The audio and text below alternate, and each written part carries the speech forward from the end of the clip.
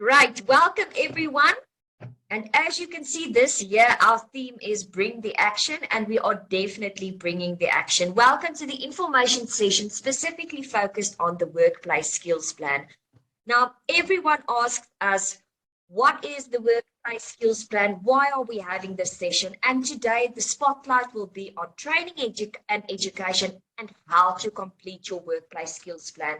So we always say the Bank CETA provides you with free training, the WSP, so please complete it. Today we are going to show you how to do it. We also want to remind you that we have other sessions also taking place. On the 17th of March, we will be focusing on the Protection of Personal Information Act. On the 5th of April, we will have a follow-up session on the Workplace Skills Plan. And then on the 5th of May, we will have a digital compliance session on collection, repayment, and debt enforcement. So please make sure that you save those dates. So this year we have sponsors for our information sessions, and the reasons for that is to guide you. So if you are unsure on how to fill in the Workplace Skills Plan, you need more guidance, you don't know what training to do, and you don't know what funding windows are open and when you should apply, make sure to contact our sponsors for this session. Experian, Octopus Training Solutions, and WellTech Academy. They will be able to assist you in completing the documents if you are still struggling after the session, and also to let you know when the funding windows are open and you can apply. If you do not make use of any of these training sponsors, you can also contact the Bank CETA. Let me take you through the program. First will be a presentation from Experian, then Octopus Training Solution, and then WellTech Academy. Then we will have an introduction of Sean Starr, who will be doing the presentation, followed by the Bank CETA presentation, a question and answer session, and the survey. So it is really, really important for us that you do pay attention to this session. Make sure that you understand everything. And if you have questions, please put it in the chat box for us. Make sure that you use the service providers that are available here to assist you. You can use other accredited service providers as well. And if something is still unclear, you are more than welcome to contact the MFSA. So let's go into the first part of the presentations. Our first presentation will be from Experian, the BSI presentation, and Glenn Davies will be doing the presentation for you. Guys, please also just bear with us. We've got load shedding and we've got electricity problems in Pretoria. So if we do go off, we do have contingency plans in place, but please just bear with us. So welcome, Glenn, and thank you. We look forward to your presentation. Good morning, all. Good morning. Thank you very much, Leonie, for the introduction. Let me just, from the beginning here, there we go. So thank you very much. People always ask me what gets me out of bed in the morning. Can you all hear me? Just a thumbs up. Yes, we can hear you. Yes, we can hear you. I'll answer the question of what gets me up. I'm just going to switch off my video so that I can have a better, a lot more clearer. So people always ask me what gets me out of bed in the morning. And my father was a man of few words, but when he spoke, we listened. Before I headed out of the door for a night out with my friends, he'd always say, think before you do. Other wise words he shared with me were family and friends first, health second, otherwise how would you be able to support your family and friends? And lastly, but as important, education. Always keep learning. You see, like many South Africans, my dad never completed high school, leaving to join the workforce to support his 4 younger siblings. Years later, he embarked on his learning journey through apprenticeships, what we call learnerships, or earn while you learn, eventually qualifying as a mechanical engineer. My dad's journey influenced both myself and my twin sister, leading us both to help people move their futures forward through training. I was first a facilitator for a large restaurant franchise before moving into sales, where I found that I could make a bigger impact. And my sister runs her own successful training company, both in the UK and South Africa. Seeing the change training makes in people's lives is what gets me out of bed in the morning. And this morning, I'd like to share with you BSI's purpose, accreditations and memberships, products, and why you should choose us as your preferred training provider. Learning can be incremental or it can be instantaneous. Whether you're wanting to further your employees through short, modular, sorry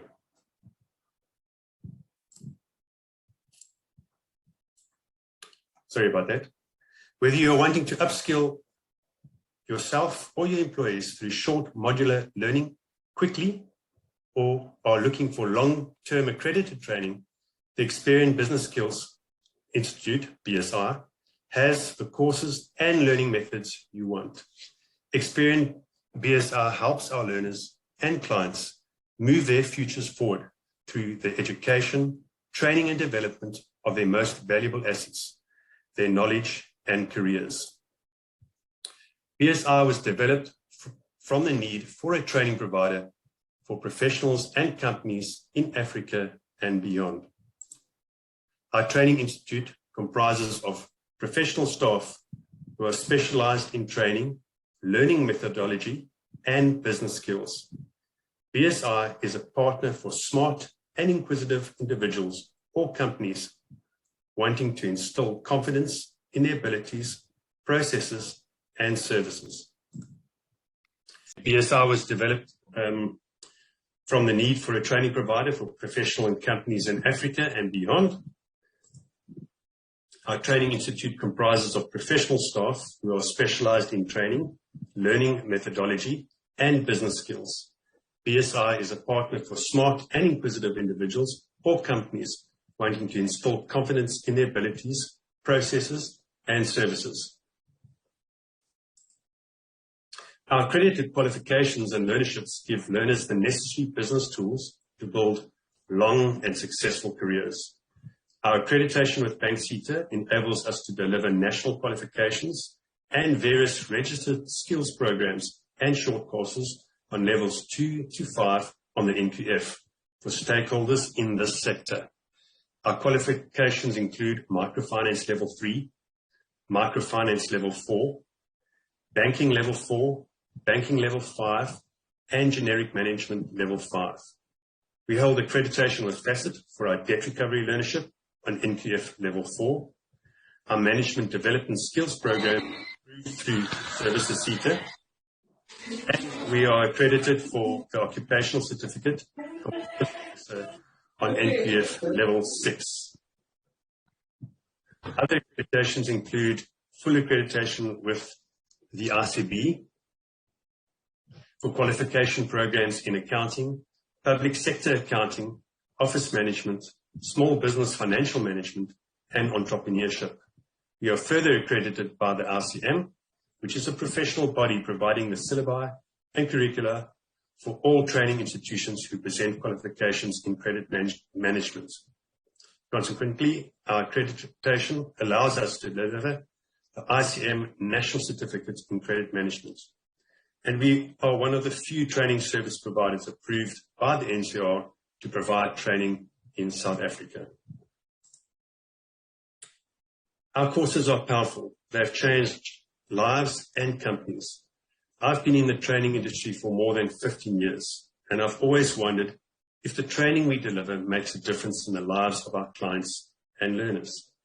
6 years ago, I just started with BSI, and we implemented a debt recovery learnership for one of our clients in the Western Cape. A part-time tea lady at the organization took the opportunity to complete our debt recovery learnership qualification, and on receiving a qualification was onboarded as a full-time employee. This did not stop her after completing our generic management course and other personal development courses. She was promoted first to team leader in the contact center, where she won an Employee of the Year award. And currently, after another promotion, she is now employed as a senior coach for the collection agents. What is more important is, as a single mom of 2, she's been able to provide for her family, celebrating her first child's acceptance to varsity to accomplish his dreams. Our accreditation qualifications and learnerships do give learners the necessary business skills and success for successful careers. What do we offer and how can we move your futures forward? BSI offers students and professionals of all ages and companies of all sizes digital, blended, and in-class skills training, including qualifications, learnerships, skills programs, short courses, and workshops across a wide range of business skills topics to meet one's needs. Our current course categories are credit and microfinance skills, debt recovery skills, debt review, counseling skills, legislation and compliance, business and entrepreneur skills, leadership and management skills, accounting and financial skills, office management and administration, and we can customize courses to suit your training needs.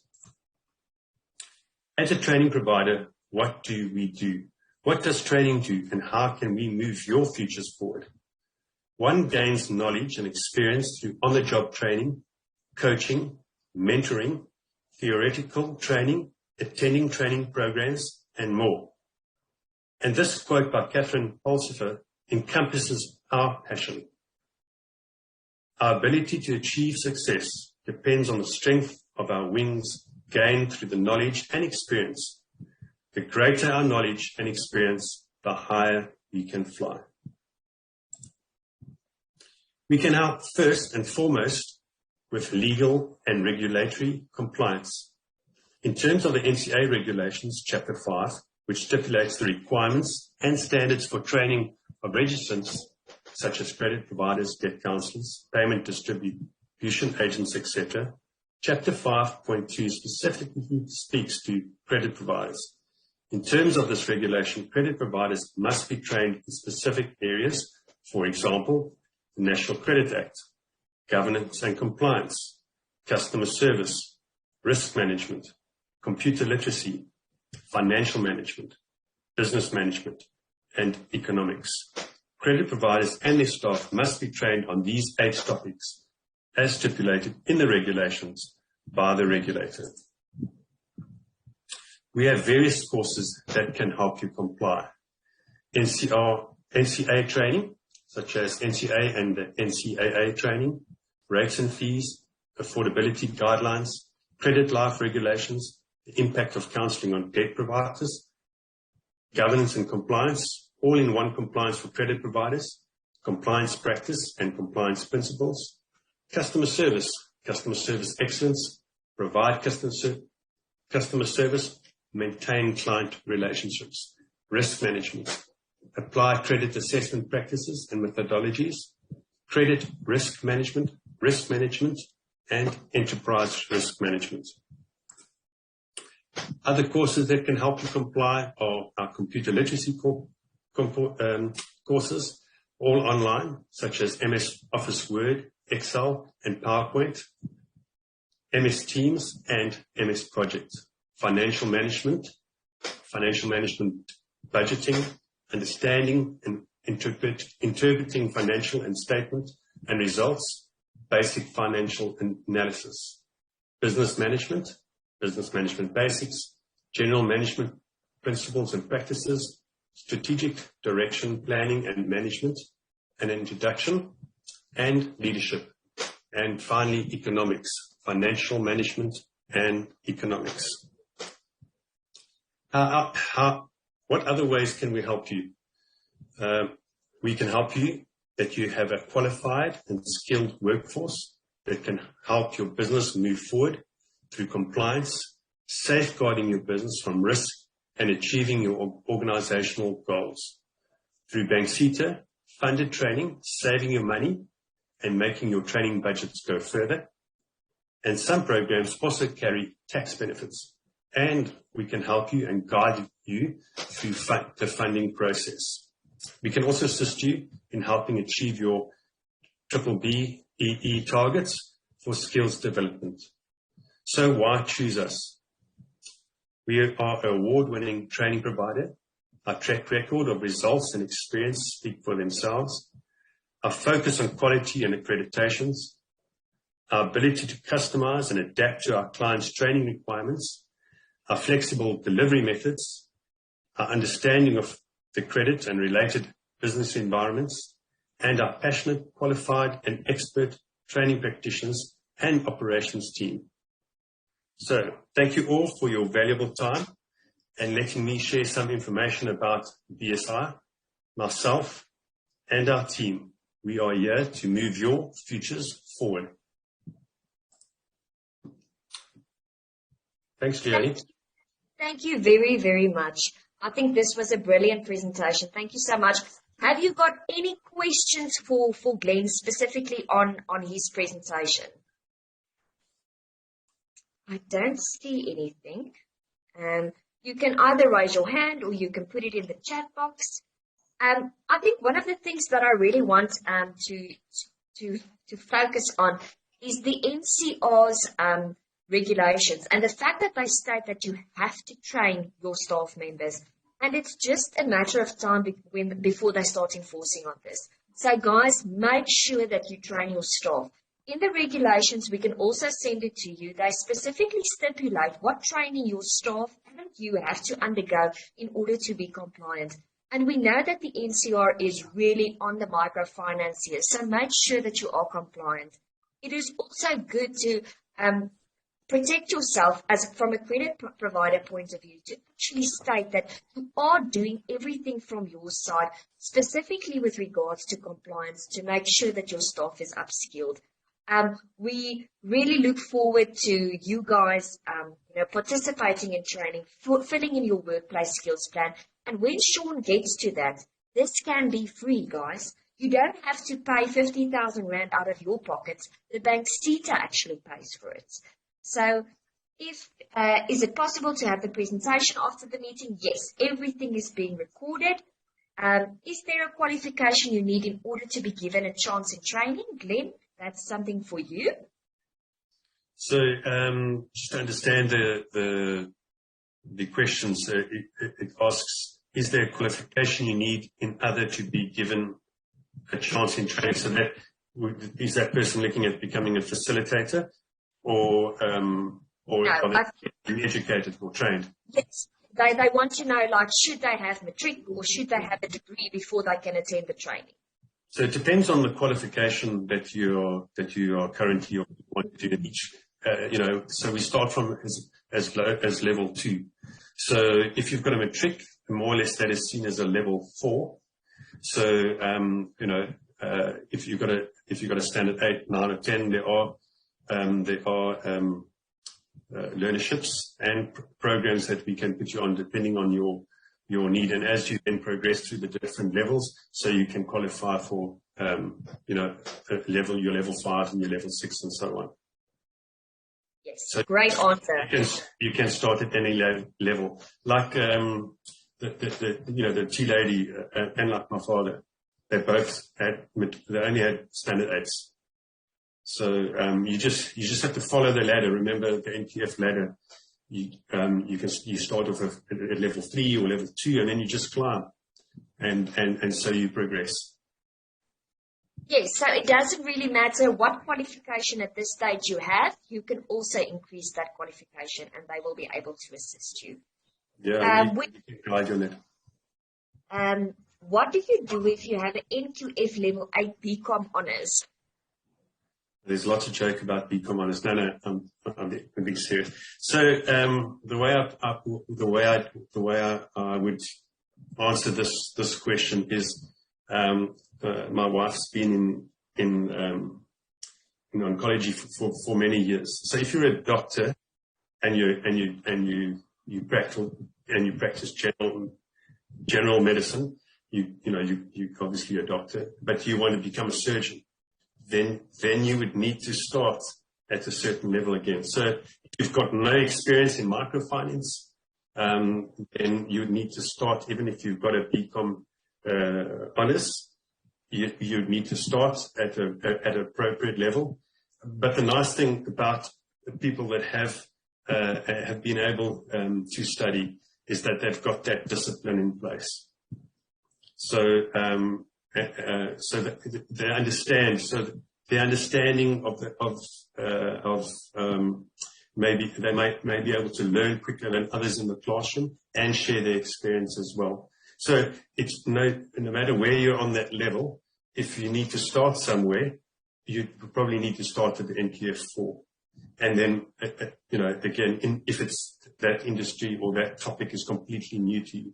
But having a higher level will just make it easier for you to study because you've got those disciplines. And it benefits other people in the class as well because you're bringing in that knowledge, you're bringing in that experience, and you can assist other people in the class. And I think that's one of the biggest factors of learnerships is that it brings different people together, and therefore they can assist and help each other. Right. And I also have a question here. We have done much of the training in the past, and they want to know if there's a touch-up course. So are you, changing the courses every time? Is there a touch-up course? Is there something, we'd like to stay updated without repeating the training? I think that's a very good question.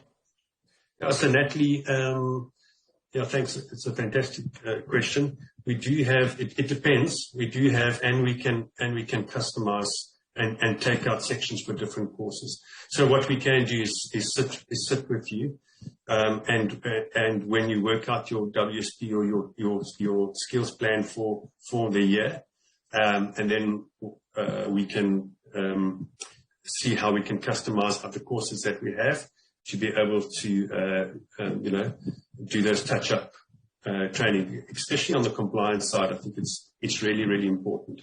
And yeah, we can definitely do that. You would know where your gaps are and where your team would require additional training or touch-ups, and we can work with you with that. Great. I think this is great questions, and I'm very glad that we are getting questions and that people are actually taking the training serious. Thank you. We will obviously send you the information. This is Glenn's cell phone number. It's 074-103-6779. Thank you so much, Glenn. Yeah, and they're welcome to WhatsApp me. Sometimes I cannot always answer all the phones, but if you WhatsApp and leave a message, I enjoy that way of interacting with clients as well. It's a lot easier. Right. Thank you. Let's move on to the next presentation from Octopus Training Solutions. Welcome, Farai. We look forward to your presentation. Thank you so much. Can you hear me? Yes, we can hear you, but we can't see your screen. So, yes. Okay, I want to share my screen, please.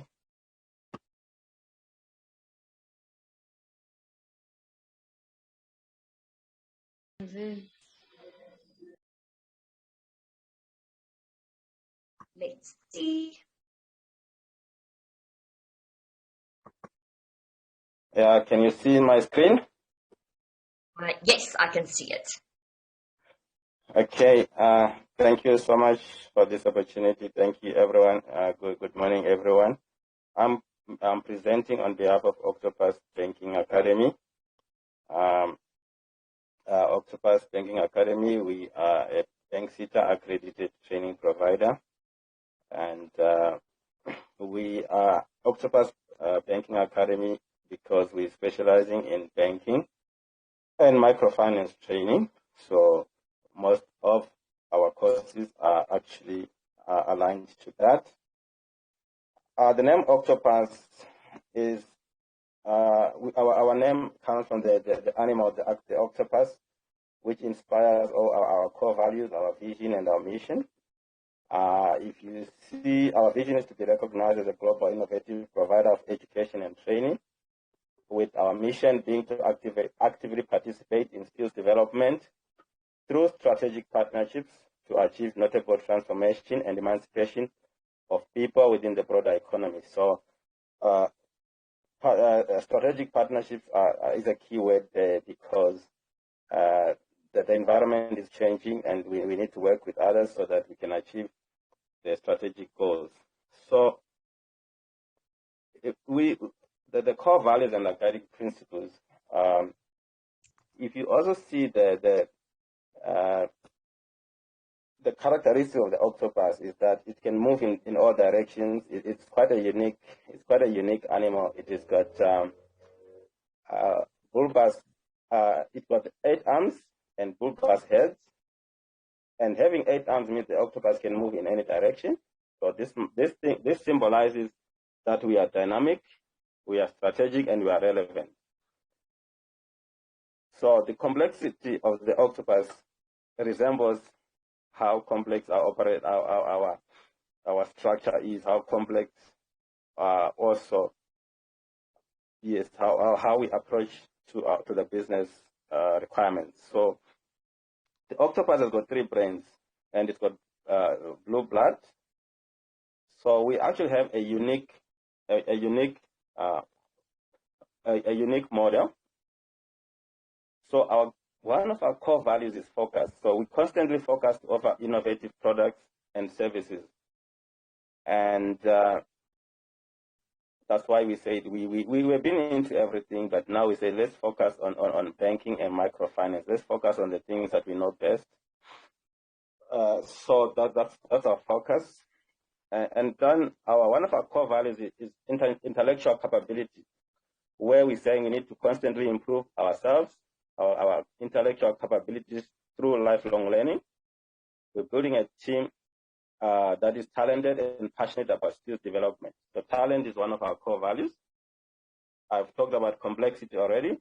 The complex environment that we're living in requires constant environmental analysis. I'll tell you, when the COVID in 2020, when we had the lockdown, the first lockdown, if we were not dynamic, it means we're going to be out of business, because our accreditations were all for face-to-face training. So we had to move very quickly because we're already doing some things online. So it was easy for us to transform and remain relevant. So one of our core values is dynamic strategy. We respond to the complex operating environment by adopting the concept that we call strategy dynamics or dynamic strategy.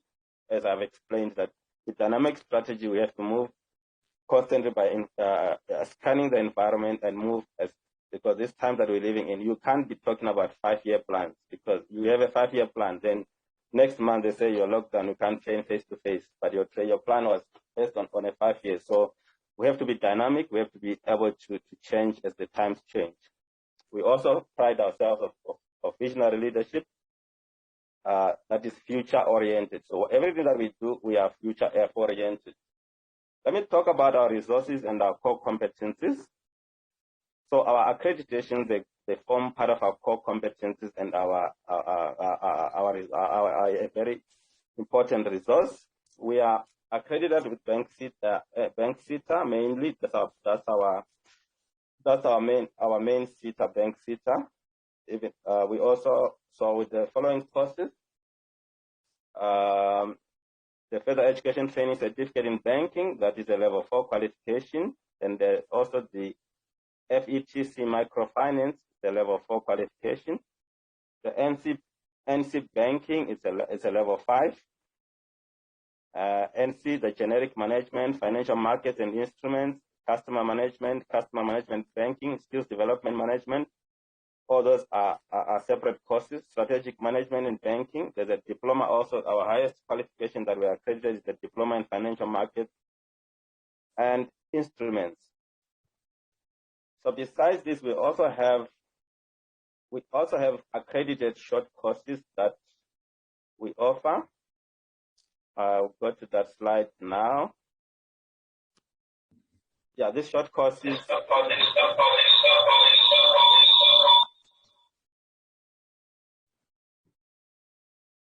Okay. We also have accredited short courses.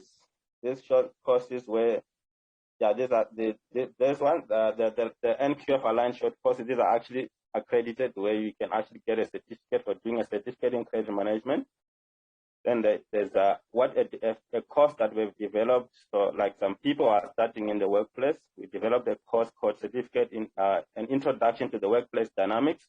It takes a lot of things about teamwork, personal finance, and those kind of basic things for somebody who is starting the workplace. There's a Certificate in Business Communication, Introduction to Management, Fundamentals of Leadership and HR Management, Customer Management, Financial Management and Basic Economics, General Management, Skills Development Management, Strategic Management, Generic Management, Skills Development. So all these short courses, they are actually NQF aligned. We are accredited to offer these courses. We also have some accreditation with the Institute of Bankers for CPD points. We have developed some courses where individuals can actually earn CPD points by attending our workshops. Like there's project finance, principles of project finance, then the principles of Basel risk modeling, credit risk management in banking, credit risk for corporates, the POPI Act, the sixth one is regulation in banking, legal aspects in banking, the sales in banking.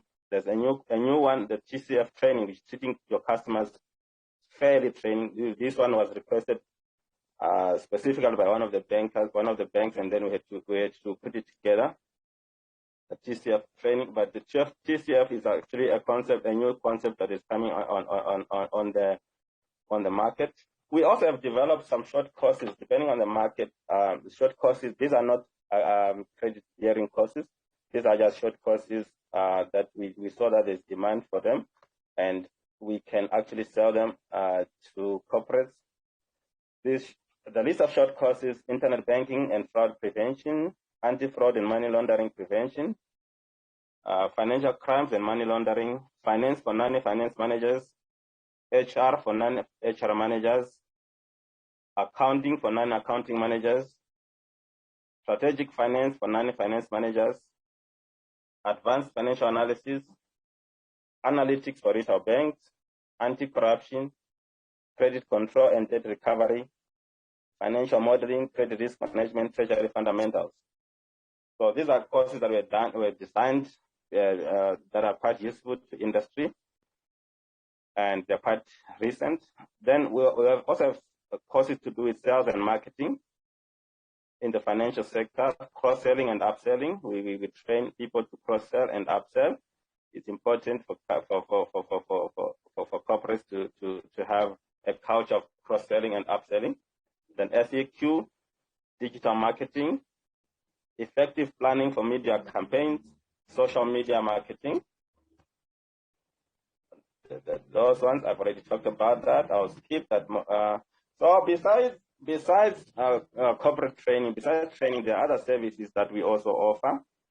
We offer corporate training, we offer SDF functions. I'll do some SDF functions. That's where we also do annual training returns and WSPs. We assist clients with annual training reports and workplace skills plans. We also assist with grant applications and claims. In this respect, we are actually, I would say, one of our biggest clients is Wholesale and Retail SITA. We are actually their consultants for 2 years now. They've given us more than 100 clients that we do WSPs and annual training returns for. We do these returns and then we invoice the Wholesale and Retail SITA. The clients, they don't pay anything. So we are quite strong in SDF functions. We are skills development facilitators as well.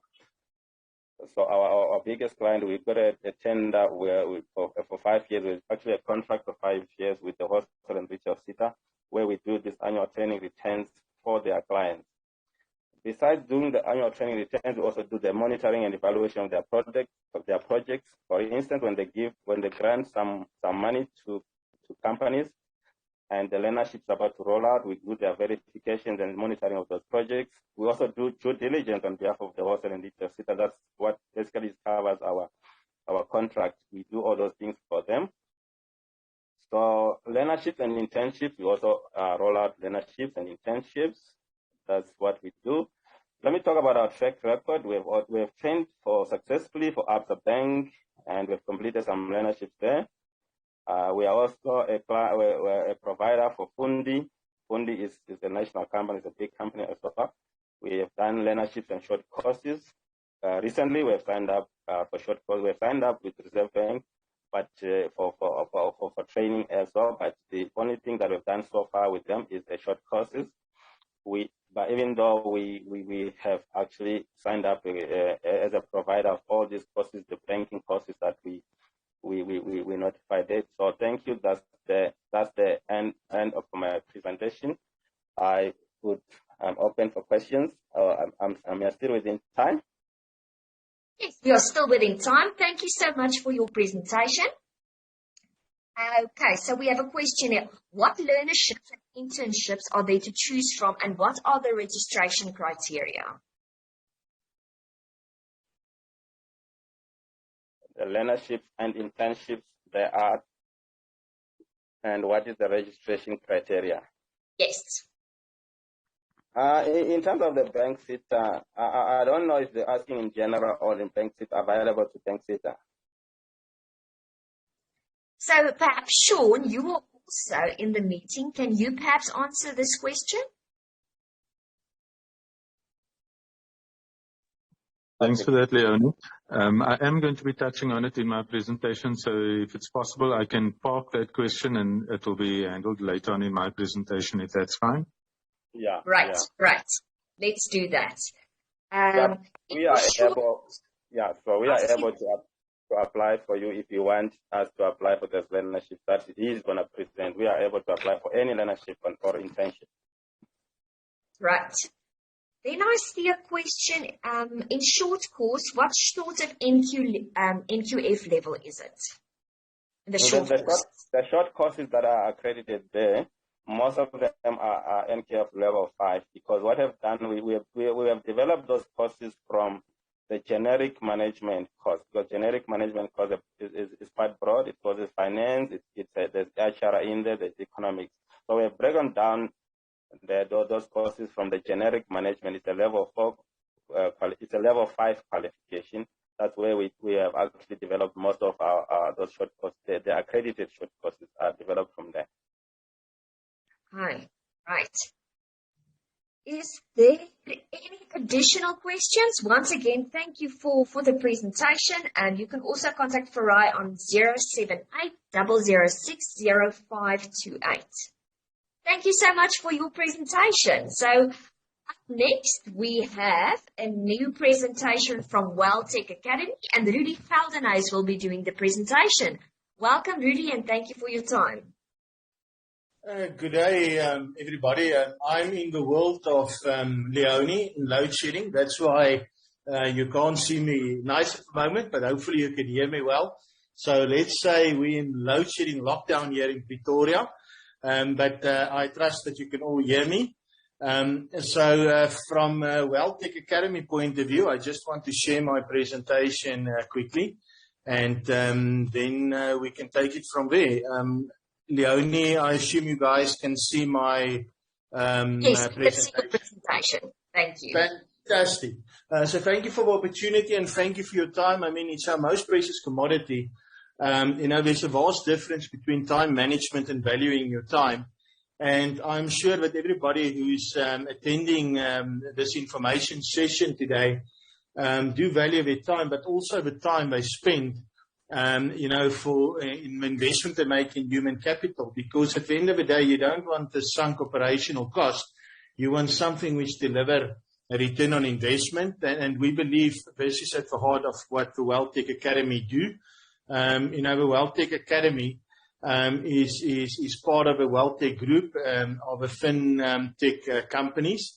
And the WellTech Academy was more or less a year ago formulated with a vision and mission to be intentionally and purposefully different in our approach to learning. And an example of that is, we get it, the education world, and we do get the difference in training.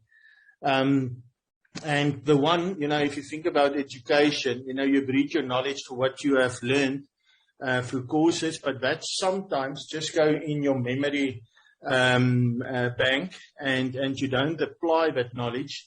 And at the heart of what we do is we practically provide people with techniques and how to, in a very simplistic manner, implement all these learnings.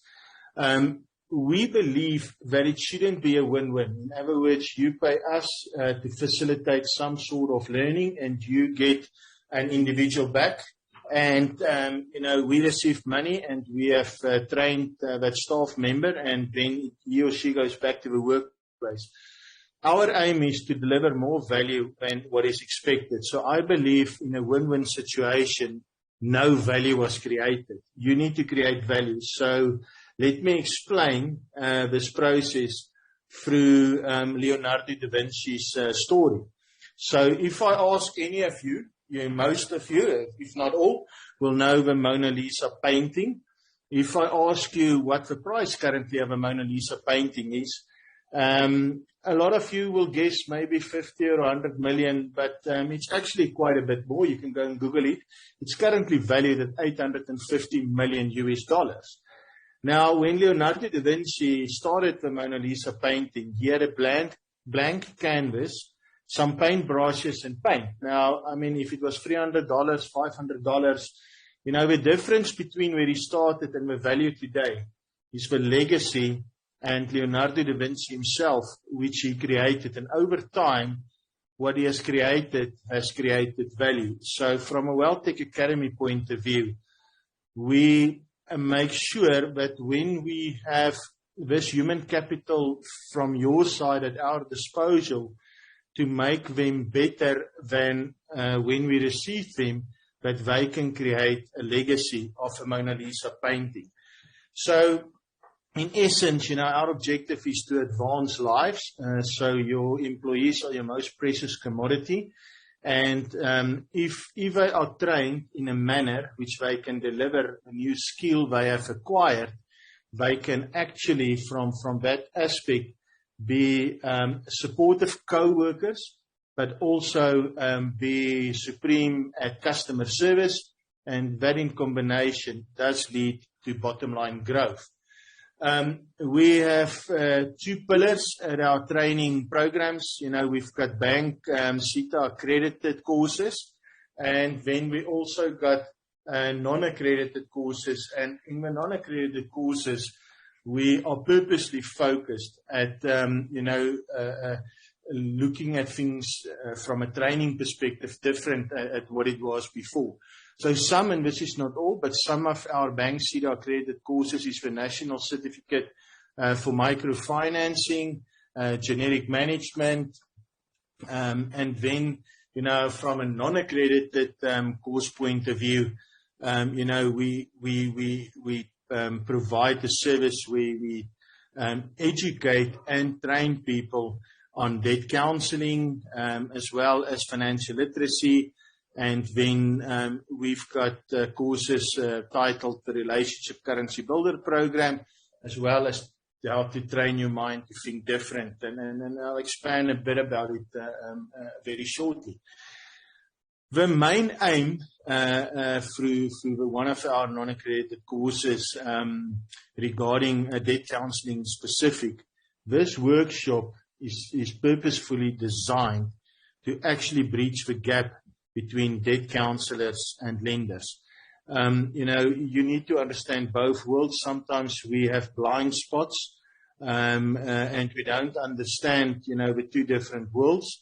But at the end of the day, we actually service the same customer, and therefore, at WealthTech Academy, we have designed this program so that we can bridge that gap.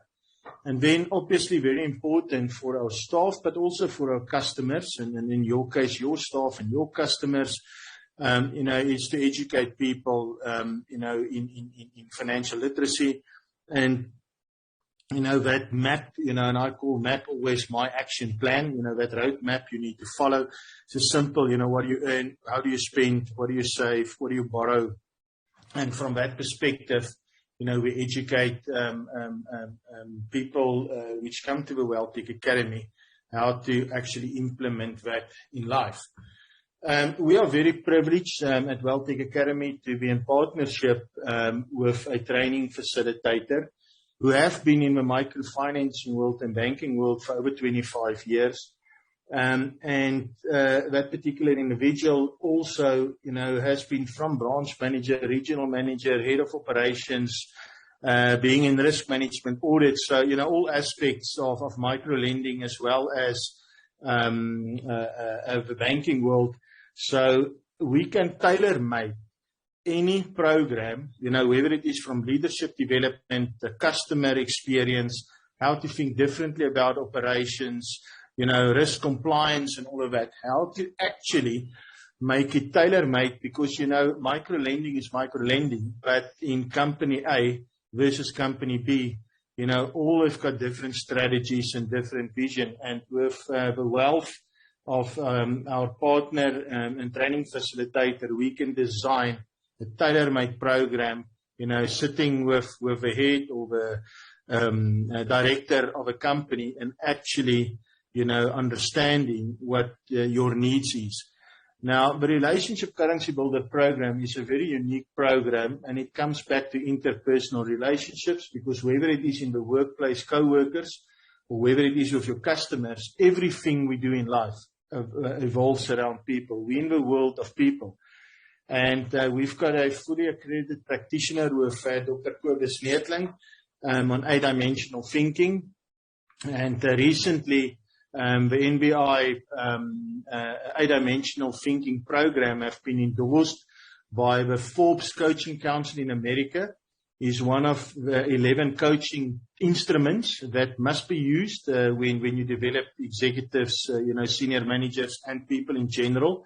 And it's the only one outside of America. So this program is designed to teach people first and utmost, to give them a process of clarity, what is their default habits of thinking, but then to teach them how to become whole brain thinkers. Because when you interact with a customer who's left brain versus a customer which is right brain, you actually need to have, and especially in call centers, you have to have different scripts. Because if you speak to a customer and you start with a process like, most people, we FICE accredited recording, and you talk to a right brain upper person and that's the first words you speak, those are the people who put the phone down first. So this program is both aimed at teaching the individual how to interact with co-workers, family, friends, outside the workplace, but more importantly with your customers at a different level. But this also enables the people who makes the decisions in organizations to just think a bit different of how do we make our operational experiences for both customers and our employees different. Then, train your mind to think differently. A lot of people in a mind trap, and I'm going to ask all of you, and you don't have to put it in the chat box because I don't want to put people on the spot, but I want to show you that most people think constantly inside the box. Because if I ask most of you what half of 8 is, most of you will immediately answer the number 4. The reality is that I didn't ask the mathematical half of 4. If some of you have young children or had young children and they become 8 and you bake them a birthday cake and you give them a knife and say, cut it in half, you actually will see you can get 2 zeros or 2, 3s. One is an inverse 3 and another one another 3. The problem why we've got this toxic thinking in the world and the people we engage with is we take answers we know, and then we go and deposit in our memory bank. And when somebody asks a question, we naturally default to the answer we know.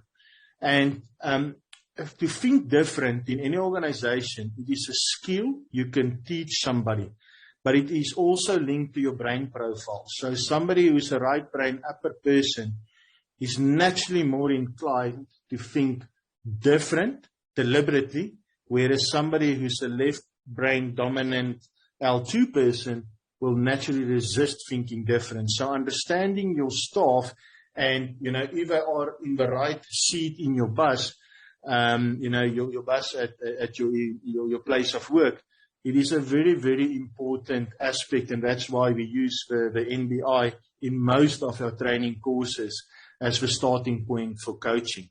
And the thing about applied knowledge is power. As I said earlier, there is a vast difference between education and training, and a lot of people say knowledge is power. That is only a process of clarity. Applied knowledge is power in the sense that that's a process of implementation. Now, most of you who do have kids, please don't go and ask them tonight. But the difference between education and training, if you ask your kid in high school, do he or she want sex education or sex training? That's when we start to realize why we at primary school, high school, secondary school, university talk about education and in the workplace training. The unfortunate bit is that most training courses have been designed for people to implement it, but for 25 years in most people's lives, they have been programmed to take the education and put it in the memory bank. So we at the WellTech Academy primarily focus to give in all our training courses something which people can apply. But the most important thing is that we need to understand that the individual which you pay for and send, whether it is through bank seat or other training courses, there's one aspect which we train this individual, and that's the me and we factor. Because if your attitude is not right, no matter how many money you want to spend on that individual, he will always just see it as an educational journey instead of a training journey. So what do I mean by that? You guys can go and write, and ladies go and write down the word attitude later if you have a moment, and then allocate an alphabetic, like A is number 1, an alphabetical numeric number to each word in attitude. So A is 1, T is 20, and you will be amazed to see that you get to exactly 100. And what we tell people is, your attitude matters. Why? Because if you're 6 people in a team and all 6 people gives you 100% every day, 10 out of 10. If you multiply 10 out of 10 with one another over 6, you will see you get to an effort rate of 1 million.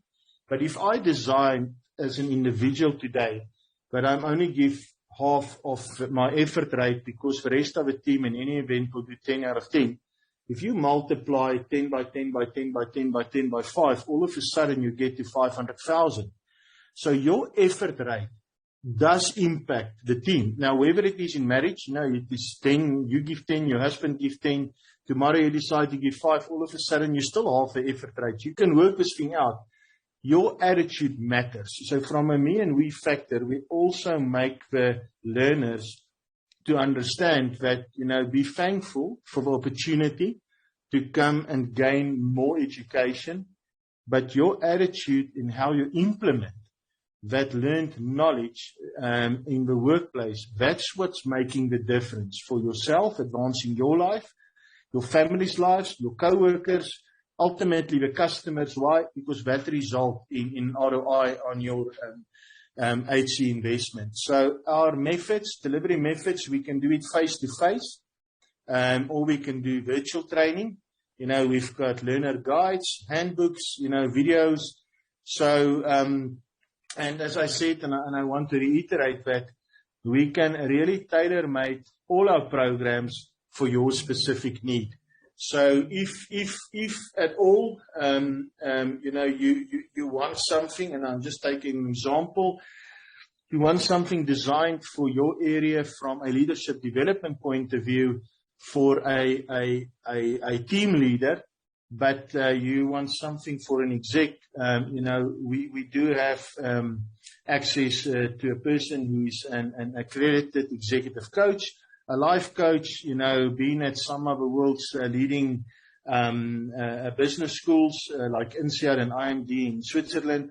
So at any level, we can tailor-make the training. And like the innovation training, the half of 8 is just one example. But if you want us at WellTech to provide a learning course for your product development team, and it must be a 6-week course, we can do that as well. So thank you for your time. And if there's any questions, we'll take questions from there. And Leonie, I'm not, I mean, like I said earlier, I've showed you, I'm in darkness here in the lockdown. So sorry for not putting on my video to answer the questions. Not a problem at all. I completely understand that. Is there any additional questions for him that you guys have for WellTech Academy? Thank you very much for the presentation. I think it was a very good presentation. Yeah, we really do appreciate your time, and we're going to put out your contact details now. So the contact details is 084-619-7593. So yes, you are more than welcome to contact them. And yes, thank you very much for the presentation. So next we have the Banksita, and Sean Starr is going to do the presentation. He's skilled in developing objectives, implementing effective processes and procedures. He's experienced in the review and audit of current program delivery, conducting skills needs assessment, and applying this information to the establishment of high-quality training programs. So thank you so much, Sean. This is also his accomplishments. As you can see, he's a knowledgeable man. So we look forward to your presentation, and also that our members may have more information on how to complete their workplace skills plan. So thank you, and let's see what you have for us. Thank you very much, Leonie. You're always too kind on me. I'd just like to acknowledge everybody in the room. It's always an absolute privilege to be part of the MFSA virtual roadshows and info sessions. It's an awesome opportunity for me as Banksita to be able to share the Banksita message with the microfinance sector. So I hope that I'll be able to add some value to the decisions that you make on the training that you'll do for the coming year, and then also most especially the WSB submissions. So without any further ado, I'll ask Sinai just to put up my presentation on the screen. Thank you, Sinai. Okay, we can go to the first one. So I'll start first with, I just sort of like to get a sense of who's in the room. I don't know how you guys feel, but these virtual sessions is very much a very quiet session. So if I can ask if you can just unmute yourself and everybody shout at the same time so that I feel as if I'm talking to people and not to a device. So just on the count of 1, 2, 3, who's all in the room? Just say a quick hello. Hello. Hello. Hello. Hi, Sean. Marie from Royal Finance. Yes, this is that. Hello. Absolutely wonderful. At least now I'm not talking to a device. I heard a couple of voices that I do know. So it's very, very awesome to be able to chat to. Hello. Okay. Hello, everybody. So why do we submit the WSB? The WSB is it's a legislative requirement in terms of the Skills Development Act. If your payroll, your salary on your payroll is above 500,000 or more, you are then required to pay levies. And in order to do that, you need to submit a WSB. If you're below the 500,000 threshold, you also need to submit a WSB to Banksita. And what's important about the Banksita spin on this is that we need your data. If you think about it, that the data that we receive from the WSP will inform what programs we put forward into the banking and microfinance sector. What we would be able to, what's important for us is how many people are employed in the sector and at what levels, how many executives, how many middle management, how many admin staff. Although all the data that we get from that would be able to inform the decisions that we make. We also have an interest in how many male, how many female, and the different race groups. And that data we then submit further and higher up to the Department of Higher Education as a connector into the fiscus. If we look at how much the sector, what the sector looked like last year, and the year before in that COVID 2020 year, and what it will look like this year, that data then would be extremely important for us to put together programs and be able to report to the minister on the unemployment figures, and most importantly for the sector, the employment figures as well. The second point there is the access to discretionary funding. On the next slide, I am going to go into a quite detailed overview of what we do at Bank CETA, what programs we have, what programs we put forward, so that hopefully this will motivate you to submit a workplace skills plan. And then the third point is the SARS compliance of the WSP. I have touched on that. So if you can go to the next slide, Sinai. Thanks very much. So those are a snapshot view of the training opportunities that we have, the projects that we have at Bank CETA for the year 2022 to 2023. Some of these projects have been around for a good couple of years.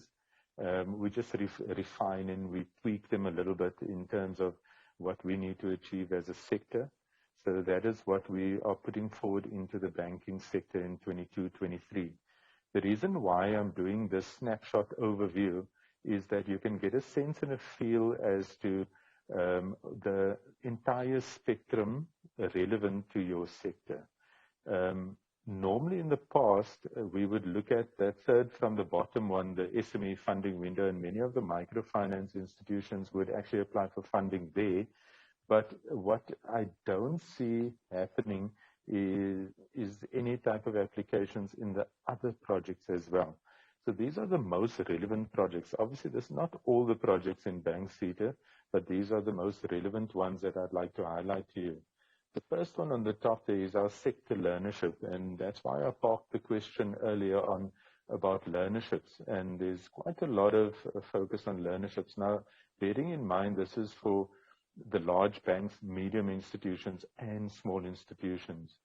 So if you have submitted a workplace skills plan, you would be able to access of the funding in the various projects. If you do not submit a workplace skills plan, you will not be able to access any of these opportunities that we put forward as Bank CETA. The first one there is the QASA learnership. It's been around for quite a long while, and it's geared towards the learnership for the employed in the workplace. So if you've got employees that you even want to employ and put into your business, and I think for that specifically is that you'd like to grow your business. It's an awesome opportunity for you to take part in those sector learnerships. The core skills, what we call our priority areas, is at the moment the COVID-19 Economic Reconstruction Development Plan. The second point is technology, digitization, cybersecurity, and analytics. So learnership in any of those. Risk management and compliance, learnership in management, professional and leadership development, and then core banking products and services. Now that core banking and products and services is probably the one that's probably most relevant to you, and there have been of the three providers before that spoke to that they can actually offer these learnerships. The second one, the pivotal funding window for the unemployed, in exactly the same vein as the first one, where learnerships, internships, and part qualifications can get funded through that funding window from an unemployed point of view. So you take an unemployed person and put them into your business. And you can see that our targets on these two are quite large. I would be able to say that between the two of them, the budget for the two of them would reach to about 180 million that we ring fence for just those two projects. The third one is the TVET work integrated learning. So the next three is actually work integrated learning. The first one, the TVET work integrated learning, is to assist TVET colleges, learners with access to the workplaces. So we form an MOU with TVETs, the TVET colleges. We would then say to the TVET colleges, how many graduates do you have that have come out of the program? We open up a funding window where you as an employer can apply for an internship for a TVET college graduate and put them into your workplace. So these are ready to hit the ground individuals that have completed their learning process and they are now looking for workplaces. So we know that it's been quite well documented in our country that we have the situation where people, especially the youngsters and the youth, go through their formal learning and they do not have access to the workplaces. So that's the one that we ring fence for TVET learners. The next one is the one that we ring fence for universities of technology in exactly the same way. So that would be universities of technology learners that we ask you to provide workplaces for them. We obviously pay a stipend towards their existence in your workplace. So it is sort of subsidized so that it makes you as an employer feel comfortable with being able to employ someone into your business, and the stipend is then something that gets given to the learner. We pay it over to you, you pay it to the learner. In some cases, employers would offer to raise the stipend in some cases, and that would be dependent on which, I suppose, your circumstance as an employer as well. The third one is the higher education funding window in exactly the same way. Those are to assist university and UOT graduates. We give them bursaries and exactly the same as the previous two. We form the partnership with the universities. We sign the MOU with them, and collectively we then look to get that 450 target met within our pool of universities and UOTs. We have decided this year, this current year, this 2022 year, to raise our stipends on all our programs. We know that we've come through a COVID scenario where there's been a lot of unemployment, and in some households, both parents have lost their employment. Our way of maybe assisting in this regard is to raise the stipend of the learner that actually goes into these programs that you would essentially as an employer employ, and in some cases that could be the only salary that comes into the household. So it's those three projects are quite important to us at the moment, and it's one way that we can attempt to alleviate some of the poverty that we have in our country, and then also for unemployment as well. Then the next one is the Leadership Development Program. It's a new program. We've just recently awarded the tender to Wits Business School, and that's for 200 executives.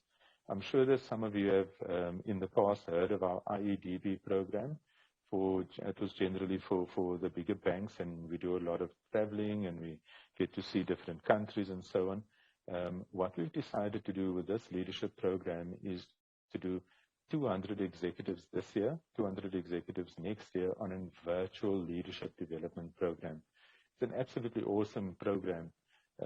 We bring the external learning into the classroom in a very creative manner. So that is something that we feel will have a lot of good traction in the market. I'd just like to highlight to you that development for executives, now the term executive could mean different things in different workplaces. So we would look at people that are in leadership positions or aiming and aspiring to be in a leadership program, in a leadership role in the company. That's the perfect program for them. The next one is the IT funding window. IT, cybersecurity, AI, all of those nice things has become a need in the sector. So we do have a dedicated funding window for them. I think quite a large budget is allocated to that one as well. And our target for that year is 300 beneficiaries, and that would be through either UOTs, universities. I don't think the TVETs play that much into that space, but it would be at your university level graduate funding program. In most cases, it would be a bursary type of scenario. Then the third last one is the one that you guys know quite well. I know many of the employers in the room here have used this SME funding window. The SME funding window looks to support small businesses. My target on that is to support 100 businesses for this year. So 100 businesses, but you can apply for more than one program. It is capped at 50,000 Rand per application per business, but we tend to look at additional funding, if funding is available, that we would be able to support you on more than one program. That program is for any training course that you could find value for in your business. At the end of the day, I would like to support the SME and smaller employers with any program that will make the business stronger, that will grow the business. And if the business grows, hopefully they would be able to employ more people. And by employing more people would help with the high unemployment rates that we have at the moment. So that is the one that I think that most of you guys are quite familiar with. This year I am going to be looking at additional funding for CFIs, for the cooperative finance institutions. There are quite a number of them that are sort of falling below the CBDA threshold that's coming in as small businesses, and they would be added into that pool as well. The second last one there is the IEDP in development finance. That is the one that ran very successfully previously. Last year we did another cohort, and we are now busy recruiting for the cohort to start in April, May. So Regenesis Business School is the implementing agent for that one. It takes 20 executives on a whirlwind tour of development finance. It's content-based, so it's pitched at an NQF level 8, which is quite high, and it looks at specific components of development finance. It's an excellent leadership program. The last one there is your doctoral studies. There was a question earlier on from a participant in the room on what I do after my honors degree. That's a perfect opportunity there for you. So funny enough, we have quite a large fund pool for doctoral studies and PhD, but we don't even manage to meet our 16 target, which is a little bit concerning. If there are people out there who would like to do a PhD or even a doctorate obviously in banking or something related to banking, you're more than welcome to apply for those. So that's sort of the snapshot view of the most relevant projects that we're running at BankSeater that you could access if you do submit your workplace skills plan. If you can go to the next one, please, Sinai. Thank you very much. So the registration requirements for to just move this up. The registration requirements for the WSP, right? The company, you need to do SARS registration if you are levy paying. I'm sure that if you are levy paying, you do have your finance team that would have your SARS documentation, and that would be, I think, a much easier process for you. You need your company registration documents if you're a non-levy paying company. The company registration document needs to indicate your SIC code. Now, the SIC code is your sector code, and that's quite important. I'll get to it in the next slide. If the STF in the company, so especially with the smaller institutions, the STF can be a dedicated STF, an external STF. It could actually be the CEO of the company as well. Can go to the next one, thanks. In the BankSeater SIC codes, so these are the SIC codes that belong to BankSeater through the SARS SIC code definitions. And you'll see at the bottom there, the microfinance 9002 is the one that you would use if you are a microfinance institution. You are registered with SARS to pay your levies, your skills levy to them. You would fall under that SIC code. Thank you very much. Okay, so how do you submit the WSP? The WSP, you go to www.bankseatermis.org.za. I'd like to stress that the system hasn't changed at all from the years previous. So if you have done this before, you would be very familiar with the system. Once you enter the bankseatermis.org.za, it will take you to that landing page that I'm showing you now. You click on the BankSeater MIS, the WSP module, and it will take you to the next slide, which opens up here. So this is basically your registration or your login landing page. If you are an existing BankSeater employer, you enter your username and your password. You click on it, you click on login, it will take you to the next screen. If you are a new employer, if you can go back, Sinai. If you are a new employer, you click on register as an STF. Register as an STF, automatically an email will get generated through to Mabel. Mabel would be able to, once she sees your email, she will contact you, and then she will then do the registration process with you. If you have changed an STF, sometimes I get this question quite a lot. If I've changed an STF, my company has an STF that has been there for a while, and now we're using a new STF, and we do not have the login details, you need to re-register your new STF as the STF. So you would go to that bottom click where it says register as an STF, even for a new STF. Doesn't mean if you have submitted your WSP previously, it's not about the company being logged in, it's about the STF being logged in. Thank you. Next one. Right. Once you log in, these are the landing pages, and I did this purposefully that these are screenshots as they would appear as you're doing your logins. With load shedding and with data and so on, I decided to go this route so that we have a stable connection and you can see exactly what it looks like. So you would then search for your company in that search box, and you click on your company there, and it will take you to the next screen. Thanks, Sinai. Right. And once you're on this landing page there, the WSP 8-hour plan for period 2021 has not been created yet. You need to click here. So obviously, this is an old screenshot. The new screenshot would be 2022. You click on here, and it will take you to the next landing page, which would then be sort of now you're into your profile. Once you're into your profile, you will see there that it will show which year you're there for, the N number or L number depending on your company, and you click on open. Once you click on open, you'll see that many times you have to, right at the bottom, each screen has a close button. You must press the close button in order to go to the next screen as well. You can go through it. Thanks, Sinai.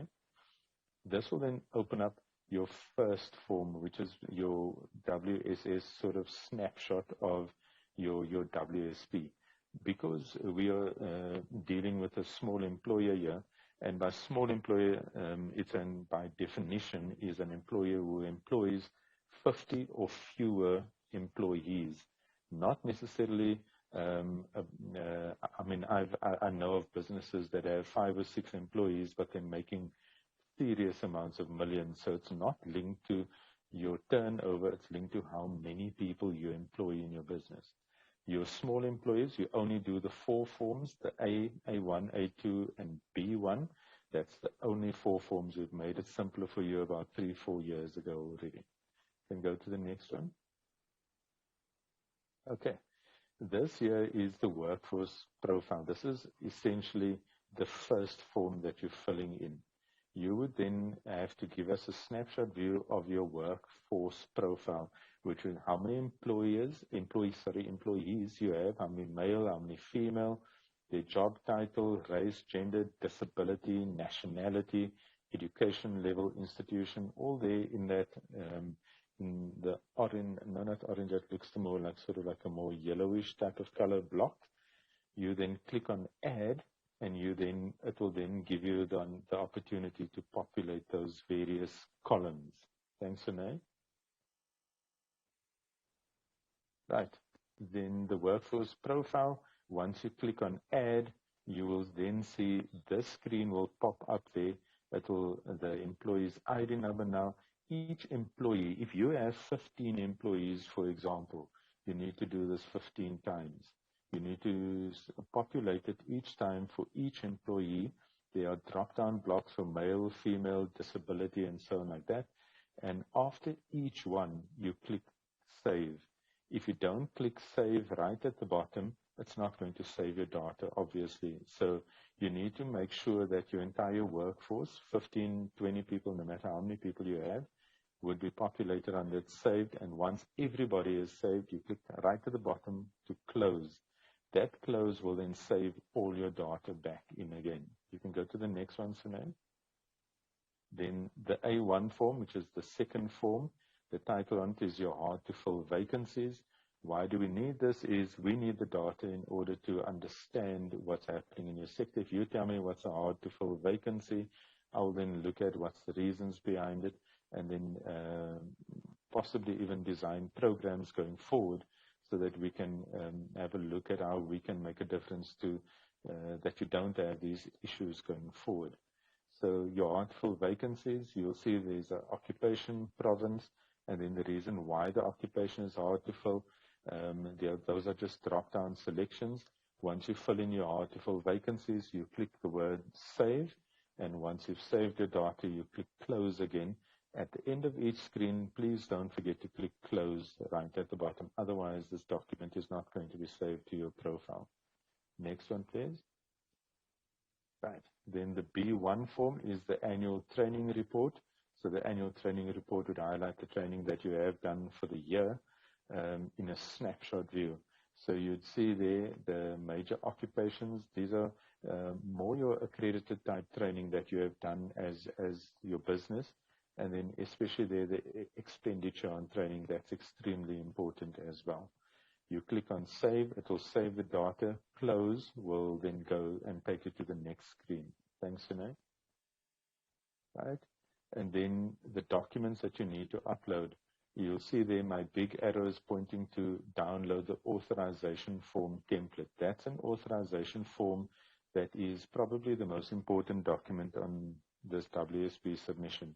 You download the auth form, you get it signed by the owner of the company and you as the STF. If you are the owner of the company, you sign as the owner of the company and the STF, so you'd have two signatures in there, and that's critically important.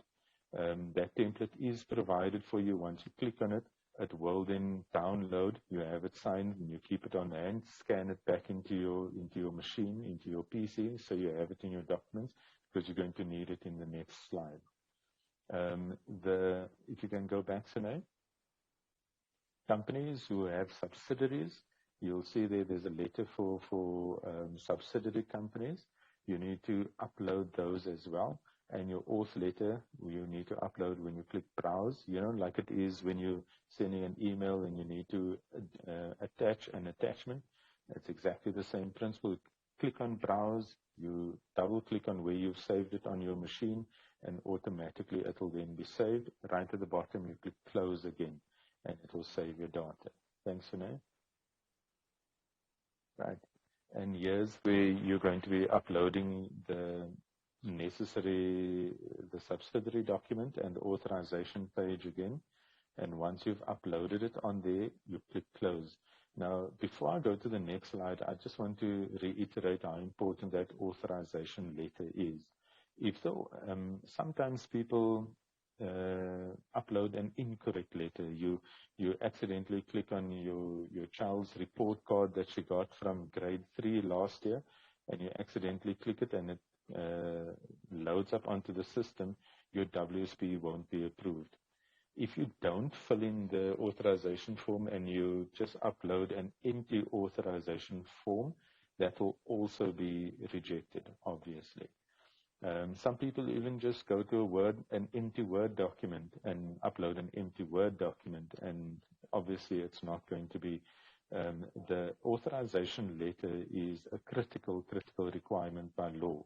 So if it's not there, you definitely will be, your WSP won't be approved. And then you click close right at the end of it. Thank you. Right. Once you've done all of that, you'll see a green tick next to employee profile, hard to fill vacancies, skills gap, biannual training report, and your documents. If you didn't click close in any of your screens, it's going to show as a red X.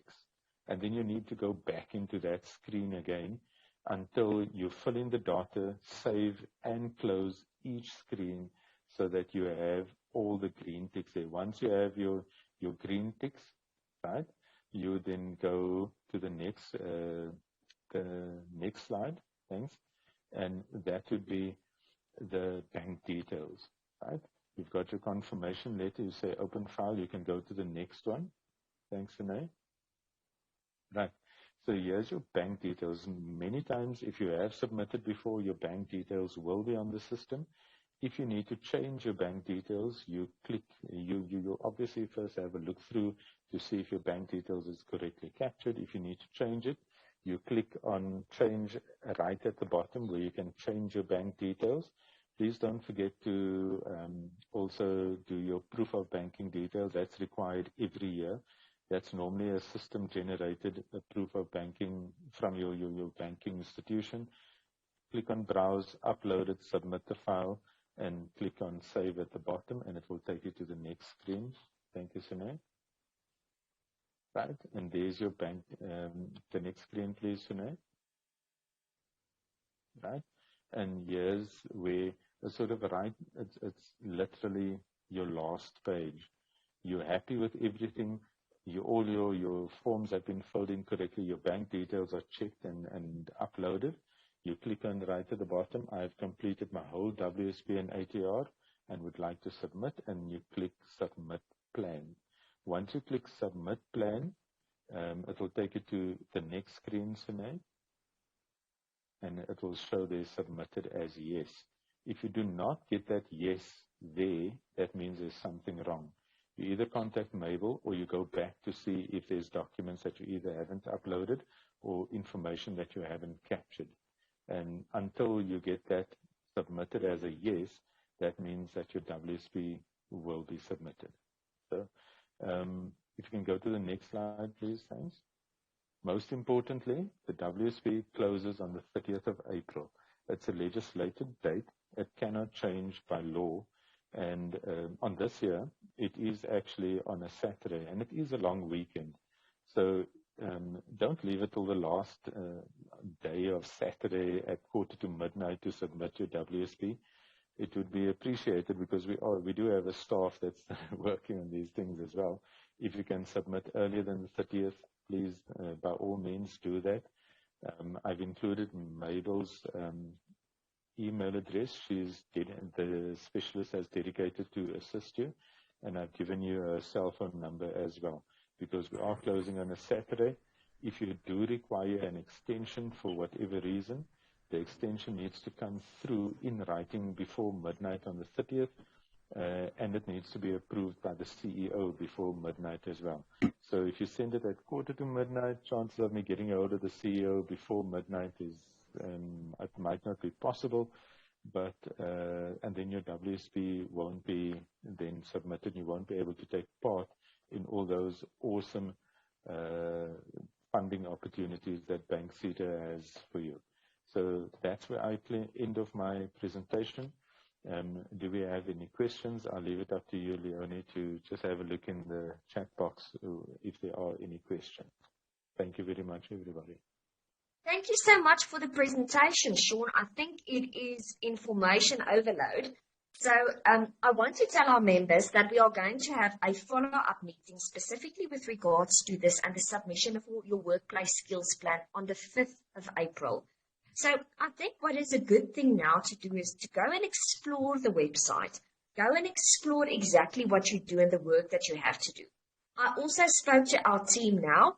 The MFSA will schedule reminders for you via email in order for you to say, guys, remember to submit your workplace skills plan. Because if you submit this information, you will have access to free training.